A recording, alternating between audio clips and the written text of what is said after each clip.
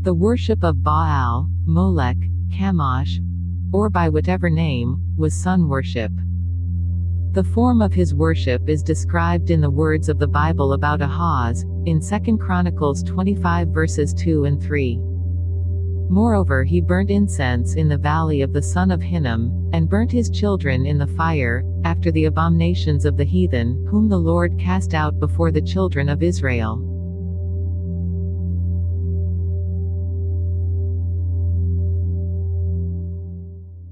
Oke, kita akan mulai. Ini adalah pelajaran bagian keempat daripada The Mount of Congregation. Kita tahu congregation itu adalah tempat assembly, tempat berkumpul untuk worship God ya, di sebelah utara. Dan itu kalau pertemuan itu namanya feast. Perkumpulan, assembly, congregation itu feast.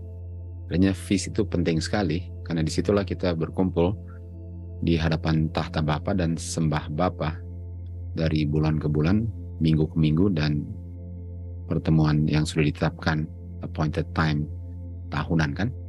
Sekarang kita mau bahas tentang Molech. Ada hubungannya dengan child sacrifice, artinya korban, mengorbankan anak, mempersembahkan anak sebagai korban. Dan ini dia punya God ini, atau dia punya berhala ya, namanya Molech. Kita tahu bahwa Tuhan Yesus, anak Bapa, dipersembahkan kan. Hanya itulah persembahan yang ada artinya untuk kita punya keselamatan. Bapa memberikan anaknya sehingga anak dikorbankan menggantikan manusia yang harus sebenarnya mati.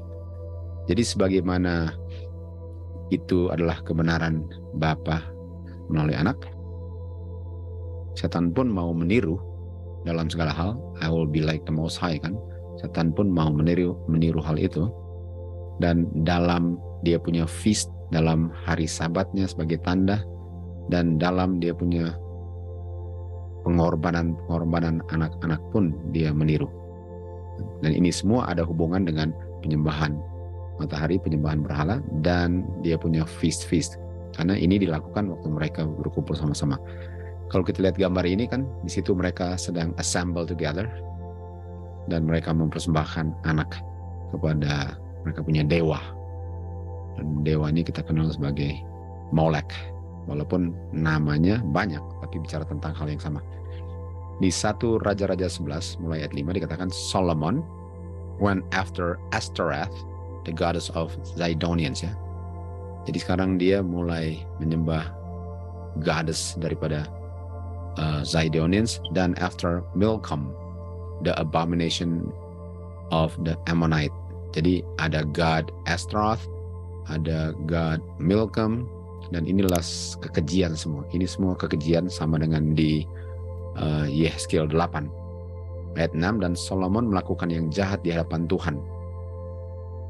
Jadi dia melakukan evil di hadapan Jehovah God. Ini adalah semua evil di hadapan Tuhan. Ayat 7, Solomon membangun tempat-tempat yang tinggi, di tempat-tempat yang tinggi di atas bukit biasanya, untuk Chemosh atau Chemosh. Inilah kekejian Moab. Jadi tadi Ashtoreth itu Zidonians punya, Milcom itu Ammonite punya, Chemosh atau Chemosh itulah Moab punya. Di bukit-bukit di sekitar Yerusalem ya. Dan untuk Molech, kalau Molech itu adalah Ammon punya, Ammon ya. Inilah semua kekejian. Dan ayat 8 demikian juga, dia bersama-sama dengan dia punya strange wife, dia punya istri yang strange, artinya orang kafir, dan membakar incense dan mempersembahkan kepada mereka punya God. Artinya dia punya God, Ashtoreth, Milcom, Chemosh, Molech. Ini adalah dia punya gods, many strange gods, gara-gara dia menikah atau commit fornication. Jadi fornication ini, kita tahu fornication adalah kompromi kebenaran, dan fornication kita kenal sebagai gereja bersatu dengan kuasa sipil, dan inilah hasilnya. Padahal kita sudah belajar bahwa Solomon diberikan hikmat dan pengertian yang sangat tinggi. Tetapi dengan dia kawin-mawin dengan orang-orang kafir, anak-anak orang kafir, inilah hasilnya, penyembahan berhala semua. Nah, kita lihat kutipan berikut. Kutipan berikut ini adalah tulisan daripada A.T. Jones. Baal itu dengan Ashtoreth, ya. Baal dengan Ashtoreth, dan semua namanya berbeda-beda. Jadi kalau Baal, Ashtoreth, sama lah sebenarnya itu Baal, karena kan cuma satu, tapi di berbagai negara dan berbagai adat istiadat namanya beda. Tapi walaupun namanya beda, boleh dikatakan sama lah. Dan inilah mereka punya worship di bangsa-bangsa yang kuno dulu. Dan semua ini represent matahari. Artinya mau Ashtoreth, Milcom, Chemosh, Molech, Baal, itu semua sebenarnya sembah matahari. Nah, kalau bicara tentang sembah matahari, kita tahu bahwa saatnya Konstantin kan ada penyembahan matahari, dan penyembahan matahari itu dibuat menjadi hari Minggu festival, dan akhirnya dibuat menjadi hari yang menggantikan Tuhan punya.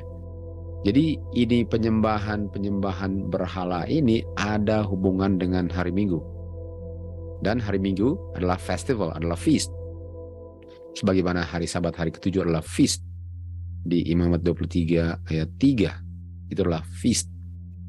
Feastnya Tuhan kan. Dan mereka punya feast, di mana mereka sembah matahari dengan berbagai macam nama gods mereka. Jadi ini counternya daripada Tuhan punya worship, yang di mana cuma ada satu God, satu anak, dan tandanya adalah satu hari ke-7. Tapi semua ini walaupun namanya berbeda-beda, sebenarnya semua ini adalah penyembahan matahari, okay? Dan kita bisa lihat di sini, mereka waktu membakar incense di lembah Hinnom, mereka bakar anak-anak mereka di api. Kita tahu mereka buat anak-anaknya jalan di atas api kan. Jadi mereka bakar. Jadi ini ada child sacrifice. Ini adalah pengorbanan anak di api. Dan untuk mengorbankan anak adalah abomination. Nah, abomination adalah, kita tahu semua itu kan, Tammuz, dia punya Ishtar, dan dia punya Christmas, Easter. Nimrod punya kan, Nimrod sebagai dia punya God the Father yang sebenarnya turun dari matahari. Jadi ada matahari, ada Ishtarnya, ada Christmasnya semua kan. Karena waktu lahir itu, waktu Tammuz lahir itu sama dengan Tuhan Yesus lahir, sama dengan kelahiran Tuhan Yesus. Dia punya counterfeit. Dan itu hubungan antara Nimrod yang sudah mati ke matahari dengan dia punya ibu yang sekarang menjadi istrinya, yang namanya Semiramis, yang namanya Ishtar, itu namanya Immaculate Conception. Immaculate Conception itu sama dengan bisa mengandung tanpa ada hubungan seksual. Sama dengan Maria kan. Tapi Maria itu yang membuat dia mengandung adalah Roh Kudus kan. Jadi sama, nggak ada bedanya. Bedanya ini adalah dia punya lawannya daripada rencana keselamatan. Dan mereka sembah matahari, dan sembah matahari ada hubungannya dengan korbankan anak. Itu yang saya mau tekankan. Korbankan anak sama dengan Tuhan Yesus kan, anak Bapa dikorbankan, sama dengan sembah matahari. Di Wahyu 12 ayat 4 kita lihat naga berdiri di hadapan wanita, dan wanita ini sudah mau melahirkan, dan di saat bayinya dilahirkan dia mau binasakan anaknya. Lihat ini, dia mau binasakan anaknya, dia mau bunuh anaknya. Dan untuk membunuh anak ini sama dengan kekafiran kan, sama dengan sembah matahari, sama dengan Molech, Chemosh, Baal, Ashtoreth. Ini semua untuk korbankan anak, kekejian, sama dengan Tuhan Yesus mau dibunuh waktu lahir dari anak kan. Wahyu 12 ayat 4. Dan kita tahu ada ratapan di Rama, di mana wanita-wanita meratapi anak-anaknya. Kenapa? Karena anak-anaknya dibunuh. Bukannya Tuhan Yesus yang dibunuh, semua anak-anak dibunuh. Walaupun tujuannya untuk bunuh Tuhan Yesus. Dan ini namanya apa? Korban anak-anak. Persembahan anak-anak kan? Child sacrifice. Matius 2 ayat 16, Herod itu sangat marah. Herod sangat marah dan dia kirim dia punya bala tentara untuk membinasakan semua anak-anak di Bethlehem yang umurnya dari 2 tahun dan yang paling tua 2 tahun. Jadi di bawah 2 tahun semua mau dibunuh. Ini namanya apa? Child sacrifice. Dan yang mau bunuh siapa? Herod. Nah, kalau kita lihat di gambar kanan ini, bukankah anak-anak kecil sekarang sudah ada schedule suntikannya? Dari anak-anak kecil, dari lahir sudah ada schedule suntikannya. Apa itu? Baal worship, Molech, Chemosh, Ashtoreth, semua ada hubungan dengan sun worship dan ada hubungan dengan anaknya dipersembahkan. Sama semua. Ini adalah abomination. Ini semua adalah abomination di hadapan Tuhan. Dan kita tahu juga kita masih ke Yusuf dengan Tuhan Yesus kan, dibilang kepada Yusuf dalam mimpi, bawa anak kamu dan ibunya dan pergi ke Mesir dan tunggu di situ sampai saya berikan kabar, karena Herod, jangan lupa Herod ya, karena Herod mau membinasakan anak itu. Wahyu 12 ayat 4 kan. Jadi child sacrifice lagi, namanya anak-anak mau dibunuh.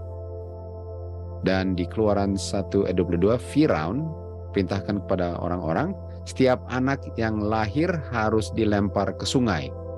Child sacrifice lagi. Sama dengan sun worship. Kenapa?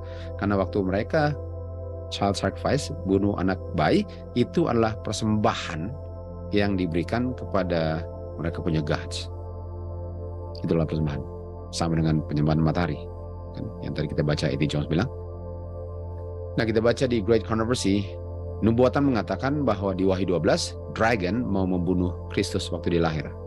Dragon itu Wahyu 12:9 adalah setan yang bergerak atau menggerak hati Herod untuk membunuh Tuhan Yesus. Agen setan untuk memerangi Kristus dan umat-umatnya di abad pertama adalah Roma kafir. Dan agamanya adalah kekafiran. Inilah kekafiran. Dengan dia punya festival, dengan dia punya ceremonies kan. Demikian juga dragon, walaupun dia adalah setan, tapi itu juga lambangkan pagan Rome. Kita tahu pagan Rome terdiri dari tahun 476 terbagi 10 bagian sama dengan 10 jari kaki di akhir zaman. Dan kita tahu Herod adalah raja di zaman pagan Rome yang membunuh Tuhan Yesus. Dan kita tahu sejarah itu terulang kembali di akhir zaman, di mana Beast dengan 10 raja mau binasakan umat Tuhan juga kan. The children of God. Sebagaimana Tuhan Yesus mau dibunuh oleh kuasa yang menggunakan kuasa 10 ini di akhir zaman sedang terulang kembali. Inilah abomination semua. Okay? Saya lihat semua ini. Di Yeskiel 29 ayat 3 dikatakan Herod dilambangkan apa? Dragon. Sorry, bukan Herod, Firaun. Firaun itu dilambangkan dragon, sementara Herod juga lambang dragon. Jadi kita bisa lihat di akhir zaman dragon sedang marah. Dan cara marahnya apa di akhir zaman? Kita lihat di sini, FDA bilang apa? C19 punya update. FDA memberikan otoritas untuk pharmaceutical company ini untuk suntik anak-anak sampai umur 6 bulan. Kalau di zaman Tuhan Yesus paling kurang di bawah 2 tahun, sekarang sampai 6 bulan. Apakah ini Molech sacrifice, child sacrifice? Apakah ini yang kita lihat di zaman dulu? Karena cuma ada 2 kuasa. Persembahkan anak Tuhan Yesus sebagai korban atau ini. Dan ini semua dipersembahkan untuk menyenangkan hati gods. Mereka punya gods kan. Dan ini semua adalah kekejian. Dan ini ada hubungan dengan sembah matahari, ada hubungan dengan feast. Karena matahari itu adalah festival day. feast day. Jadi feast, Christmas, semua mereka punya feast ada hubungan dengan hari Minggu dan ada hubungan dengan child sacrifice, pembunuhan anak. Oke, ini semua terjadi terulang kembali di akhir zaman. Itulah kekejian semua. Nah, kita lihat di Yeskiel 9 ayat 4, Tuhan bilang kepada dia, pergilah ke tengah kota, ke tengah Yerusalem. Jangan lupa, tengah Yerusalem. Dan buatlah tanda di dahi mereka yang berkeluh kesah terhadap semua kekejian yang terjadi di tengah Yerusalem. Nah, ini kekejian kan? Tadi kekejian ini penyembahan berhala dan semua ini kan. Dan apa yang terjadi? Semua yang tidak ada tanda di dahinya dibinasakan. Dan waktu di Mesir yang dibinasakan siapa? Anak sulung. Anak sulung. Jadi kita bisa lihat I will be like the Most High itu benar-benar ditiru oleh setan. Ditiru oleh setan, di mana child sacrifice, di mana bapa memberikan anaknya, itu pun ditiru semua. Dan orang-orang yang dimeteraikan di dahi mereka tidak dibinasakan karena mereka berkeluh kesah terhadap semua kekejian ini. Jadi kalau saya tidak berkeluh kesah, kalau saya tidak sedih melihat kekejian yang sedang terjadi di tengah Yerusalem, di tengah gereja, saya nggak akan terima tanda atau nggak akan terima dia punya meterai Tuhan, dan saya akan dibinasakan. Kalau saya lihat itu lalu saya berdiam diri dan nggak bikin apa-apa dan nggak sedih, hanya mau menyelamatkan diri saya sendiri. Ini adalah apa yang terjadi dulu dan sedang terjadi kembali di akhir zaman. Oke, mari lihat kelompok yang tidak sedih terhadap mereka punya kemerosotan moral dan juga tidak sedih terhadap dosa-dosa orang lain akan tidak menerima meterai Tuhan. Jadi kalau saya sedang melakukan yang salah dan saya nggak rasa sedih terhadap kesalahan saya, nggak akan terima meterai. Ataupun saya nggak sedih untuk melihat umat Tuhan yang menamakan dirinya sebagai umat Tuhan, tapi apa yang mereka lakukan adalah mereka lakukan hal-hal yang dilakukan oleh orang-orang kafir. Dan kalau saya tidak sedih terhadap itu, saya tidak akan terima meterai Tuhan. Tuhan memberikan perintah kepada dia punya messenger, orang-orang yang memegang slaughtering weapons atau alat pembinasa, pergilah ke tengah kota, binasakanlah, jangan biarkan satu pun hidup, tapi jangan sentuh mereka yang ada tanda di dahi mereka. Nah, tanda di dahi mereka adalah jangan sentuh orang-orang yang sedih terhadap kekejian yang sedang terjadi sekarang. Apa kekejiannya? Christmas, Easter, dan yang lain-lain. Tolak feast. Semua itu adalah kekejian. Semua itulah kekejian. Jadi untuk tolak hari Sabat itu sebagai feast, sementara mereka sedang merayakan feastnya daripada yang mau menjadi maha tinggi, itu namanya kekejian. Dan banyak hal lagi adalah kekejian.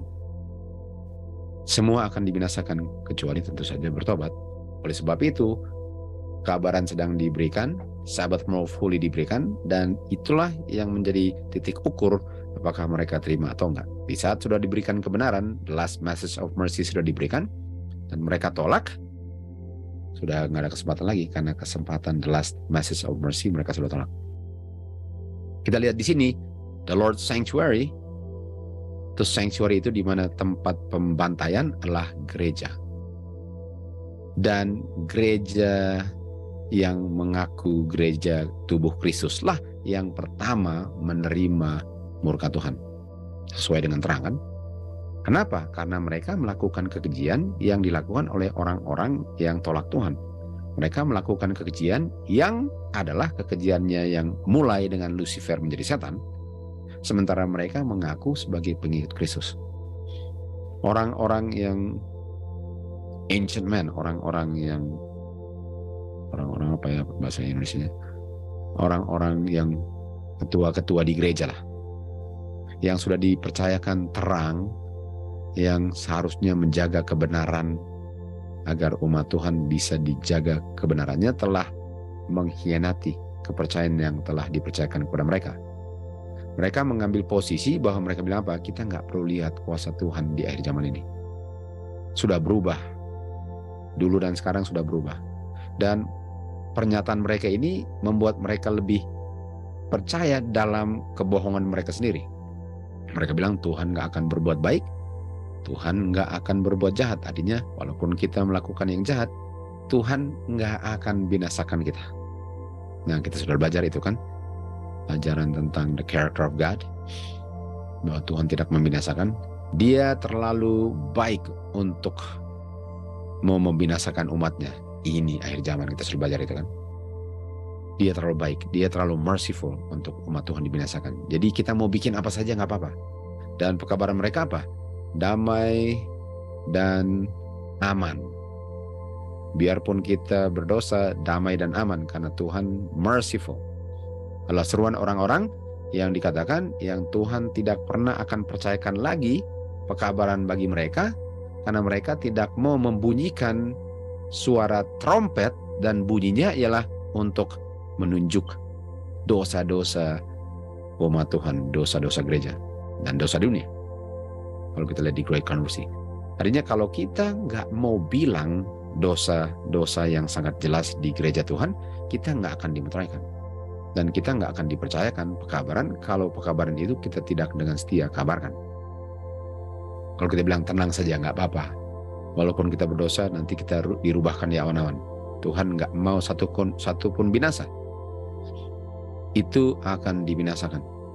Karena orang yang berkeluh kesah, mereka akan peduli, dan kepedulian mereka ialah kamu dibilang yang benar supaya kamu bisa bertobat, karena dosa kamu itulah yang membuat saya sangat sedih. Bagaimana Tuhan sudah dipermalukan. Yesaya 56 ayat 10 dikatakan dia punya penjaga-penjaga benteng, atau orang-orang yang menjaga ya benteng. Kalau lihat musuh datang, harusnya mereka bilang ada musuh datang. Harusnya mereka bilang hal-hal yang akan membinasakan umat Tuhan. Dan yang akan membinasakan umat Tuhan adalah mereka punya kekejian. Artinya watchman itu gunanya ialah kalau kamu lakukan ini terus, kamu akan dibinasakan. Tapi watchman-nya di Israel, di gereja buta.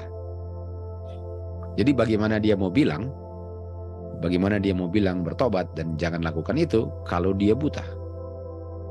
Mereka semua ignorant. Mereka itu seperti anjing yang bisu, yang kalau maling datang mereka nggak gonggong, malahan tidur. Jadi harusnya umat Tuhan sekarang lah yang bilang ini nggak benar. Kamu nggak boleh lakukan itu.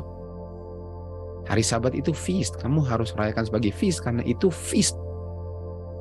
Sementara kamu pakukan feast ke kayu salib. Kamu jangan rayakan Christmas seperti orang kafir. Itu sama dengan sembah matahari. Itu bukan hari kelahiran Tuhan Yesus. Kenapa kamu merayakan kelahiran Tuhan Yesus kalau itu adalah kelahiran matahari? Itu harus dibilang.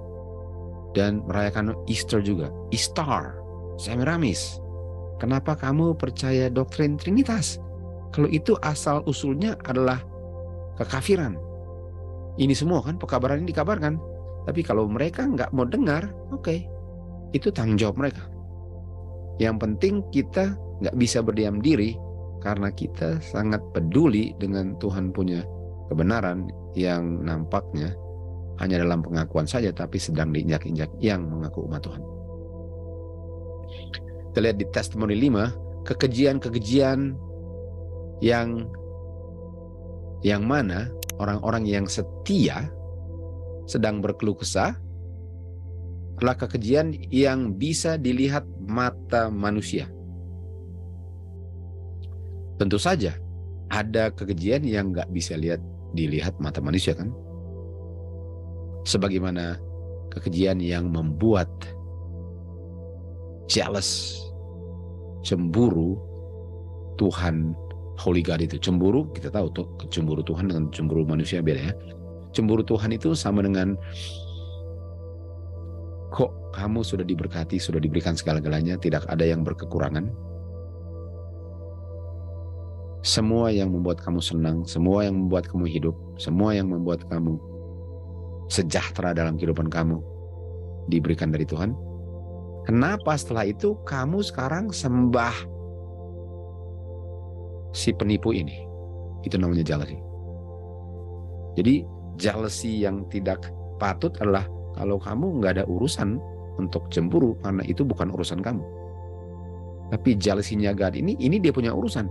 Sangat baik sekali Tuhan kepada manusia, lalu manusia mengungkapkan terima kasihnya dengan sembah matahari. Dan itu adalah satu kekejian sekali. Dan manusia dengan bisa melihat saja sudah lihat kejinya, apalagi yang hanya Tuhan bisa lihat keji kan. Tuhan itu bisa menyelidiki setiap dosa yang tersembunyi di dalam hati manusia. Mereka bisa rasa aman karena mereka pikir cuma mereka yang tahu. Dan karena Tuhan tidak kunjungi mereka dengan pedang, dengan segera, mereka bilang bahwa nampaknya kita walaupun sudah melakukan hal-hal yang tidak benar lagi, semua yang kita lakukan ini sudah bertentangan dengan Tuhan, nampaknya kita nggak dibinasakan, malahan kita makmur lagi hidupnya. Seakan-akan Tuhan nggak peduli lagi. Saya mau bikin apa, buktinya orang-orang yang setia adalah orang-orang yang nggak semakmur orang-orang yang injak-injak hukum Tuhan.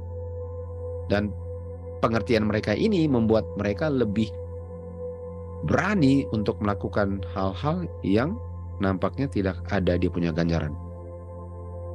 Tetapi Tuhan bisa mendeteksi atau mendeteksi, yang kalian punya pengertian ya, bisa detect mereka punya hypocrisy, dan itu akan diungkapkan dosa-dosa mereka bagi orang lain sebagaimana hebatnya mereka menyembunyikannya. Jadi Tuhan punya mercy sedang diinjak-injak. Dan satu kali kelak di saat mereka sudah tolak mercy-nya, baru dikunjungi dengan dia punya hukuman, baru mereka akan sadar. Tapi mereka punya kesadaran sudah sangat lambat. Karena ada umat Tuhan yang setia mengabarkan, dan waktu dikabarkan mereka nggak mau dengar. Mereka malahan olok-olok. Dan saat sudah terlambat, sudah terlambat. Sudah bukan main terlambatnya. Tidak ada kedudukan yang tinggi, kehormatan, hikmat dunia, posisi apapun yang bisa orang bilang gara-gara itu dia bisa korbankan prinsip untuk mengikuti hati tipuannya. Artinya yang mau dibilang di sinilah, jangan lihat dia punya posisi, jangan lihat dia punya reputasi, jangan lihat dia punya uang, jangan lihat dia punya rumah, jangan lihat dia punya popularity. Enggak, itu enggak ada urusannya dengan keselamatan. Keselamatan itu apakah kamu takut Tuhan dan menurut segala firman-Nya, atau kamu melakukan hal-hal untuk memenuhi daging kamu dan yang kamu kejar adalah kemakmuran, lalu masih harap untuk diselamatkan. Enggak peduli sahabat kamu. Enggak peduli. Mereka yang worthy dan righteous, mereka yang dulunya benar dan tegak berdiri dalam kebenaran, sekarang mereka malahan menjadi pemimpin pemberontakan ini. Mereka adalah contoh dari mereka punya ketidakpedulian akan benar dan salah, dan mereka menginjak-injak Tuhan punya kemurahan. Jadi dengan Tuhan tidak kunjungi mereka dengan kebinasaan, malahan mereka lebih menginjak-injak, bukannya menggunakan kesempatan itu untuk bertobat. Orang-orang yang jahat ini punya arah, nggak bisa Tuhan toleransi lebih lama lagi. Satu kali kelak Tuhan akan kunjungi mereka dengan dia punya 7 last plagues. Bedanya tidak dicampur oleh mercy lagi. Dan situ mereka akan datang dan akan minta informasi dari umat Tuhan bagaimana caranya untuk tidak terima itu. Dan kita sudah tahu jawabannya bahwa kita sudah nggak ada apa-apa lagi untuk diberikan kepada kamu. Kan di saat kita peduli dan surga peduli, kamu tidak peduli. Tuhan memang with reluctance, sebenarnya nggak ingin sekali mau membinasakan mereka. Tuhan sebenarnya nggak ingin sekali untuk tarik Roh Kudus-Nya pada orang-orang yang sudah diberkati dengan terang yang sangat besar. Kita tahu Advent lah yang paling banyak terang, nubuatan, semua itu kan. Dan mereka sudah merasakan kuasa Tuhan dalam terang yang mereka sudah dipercayakan. Mereka yang dulu setia, yang sudah diberkati dengan kehadiran Roh-Nya dan tuntunan Roh-Nya, tapi sekarang mereka tinggalkan Dia, dan bukan cuma tinggalkan Dia, sekarang mereka ajar orang lain untuk melakukan yang mereka lakukan. Artinya nggak cukup mereka untuk tinggalkan kebenaran, mereka malahan menganjurkan kesalahan kepada orang lain. Contohnya, hati-hati kalau saya bilang itu feast sudah dipakukan, lalu saya ajarkan bahwa nggak usah pelihara feast. Itu sudah dipakukan. Kalau saya sendiri yang tolak, itu udah nggak bagus. Apalagi kalau saya ajarkan sekarang untuk orang lain untuk tidak memeliharanya, dan orang lain pun nggak mempelajarinya. Atau kalau saya nggak pikir bahwa saya nggak anggap bahwa tubuh saya ini kabar Tuhan sehingga saya bisa dikasih masuk segala macam racun, lalu saya anjurkan orang lain untuk lakukan itu, mereka akan dikunjungi dengan the divine displeasure. Mereka akan dikunjungi dengan kutuk Tuhan. Kenapa? Karena mereka harusnya karena berkat kebenaran yang sudah dilimpahkan kepada mereka, harusnya mereka menjadi terang dunia. Mereka sekarang malah menjadi kegelapan dunia. Apalagi ini kebiasaan daripada kekafiran adalah child sacrifice. Dan kita tahu beberapa tahun ini kelas berat seluruh dunia child sacrifice-nya kan. Matius 5 ayat 17 dibilang apa? Jangan kamu pikir saya datang untuk membinasakan hukum. Saya nggak akan binasakan hukum. Saya akan malahan mengungkapkan dalam kehidupan saya gimana caranya untuk tidak melanggar hukum. Lalu dikatakan di sini, barang siapa yang melanggar salah satu dari hukum dan mengajarkan kepada orang lain untuk melanggar juga, ini kan? Jadi Tuhan bilang apa? Saya nggak binasakan hukum. Kenapa kamu bilang saya binasakan, dan kenapa kamu ajarkan bahwa itu pun sudah dipakukan ke kayu salib? Sama dengan dia punya feast. Hari itu Tuhan akan kunjungi dengan dia punya vengeance, pembalasan dendam. Meterai Tuhan akan diletakkan atau ditempatkan di dahi mereka yang berkeluh kesah terhadap kekejian yang terjadi di sekitar mereka. Dan mereka yang ada hubungan simpati dengan dunia, di mana mereka makan dan minum dengan orang-orang mabuk spiritual dunia, akan dengan pasti dibinasakan dengan pekerja-pekerja yang tidak mau turut hukum Tuhan. Artinya semua kekejian. Jadi dengan saya menganjurkan racun masuk tubuh saya, itu sama dengan korbankan anak. Itulah penyembahan matahari, karena saya menjadi agen daripada feast-nya musuh yang menuntut korban. Ini adalah satu kekejian di hadapan Tuhan, dan ini akan dikunjungi. Mereka yang menerima tanda murni kebenaran dahi mereka yang dimeteraikan oleh Roh Kudus, dan ini di Yeskiel 9 adalah orang-orang yang ada tanda, adalah mereka yang berkeluh kesah terhadap kekejian yang terjadi di dalam gereja. Jadi ini kekejiannya kita bisa lihat di gereja kekejiannya. Kenapa mereka berkeluh kesah? Kenapa mereka berkeluh kesah? Karena cinta mereka akan kemurnian, dan cinta mereka akan kehormatan dan kemuliaan Bapa sedemikian rupa, sehingga mereka nggak bisa lihat kok bisa orang-orang yang mengaku umat Tuhan tapi melakukan hal-hal yang dilakukan oleh orang kafir. Sehingga karena cinta mereka terhadap kemurnian Tuhan, karena mereka sangat cinta kebenaran, sangat jelas mereka bisa lihat dosa daripada orang-orang yang sedang menginjak-injak hukum Tuhan sementara mereka mengaku sebagai umat Tuhan. Dan ini adalah mereka yang sedang sedih, menderita, berkeluh kesah terhadap dosa-dosa yang dilakukan oleh orang-orang yang mengaku sebagai umat Tuhan. Kita lihat di 1 Raja-Raja 19 ayat 10, Elia bilang apa? Saya sangat jealous terhadap the Lord God of hosts. Jealous artinya, kenapa Tuhan yang sangat baik sudah berkati kita, sudah memberikan tanah ini untuk kita, bawa kita keluar dari Mesir, semua kebutuhan kita sudah dipenuhi, kenapa mereka sembah Baal? Kenapa mereka sembah Baal? Dia sangat jealous. Ini sigh and cry. Jadi nggak cukup untuk saya pikirkan saya punya keselamatan, saya harus pikirkan orang lain punya keselamatan dan kemuliaan Bapa dan kemuliaan karakternya yang sudah disalah mengertikan oleh orang kafir dengan melihat orang-orang ini melakukan hal-hal yang keji di hadapan Tuhan. Jadi sekali lagi, kita hanya bisa dimeteraikan kalau kita sedih sekali untuk melihat apa yang terjadi di dunia ini, khususnya kepada umat Tuhan yang merayakan feast daripada setan. Semoga kita lebih bisa lihat betapa murninya karakter Tuhan.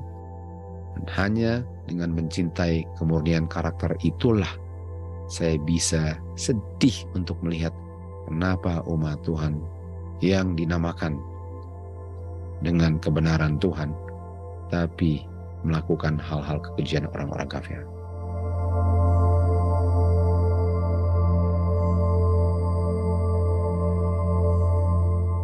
The class who do not feel grieved over their own spiritual declension, nor mourn over the sins of others, will be left without the seal of God. Here we see that the church, the Lord's sanctuary, was the first to feel the stroke of the wrath of God. The ancient men, those to whom God had given great light and who had stood as guardians of the spiritual interests of the people, had betrayed their trust. Thus peace and safety is the cry from men who will never again lift up their voice like a trumpet, to show God's people their transgressions and the house of Jacob their sins. These dumb dogs that would not bark are the one who feel the just vengeance of an offended God. Men, maidens, and little children all perish together.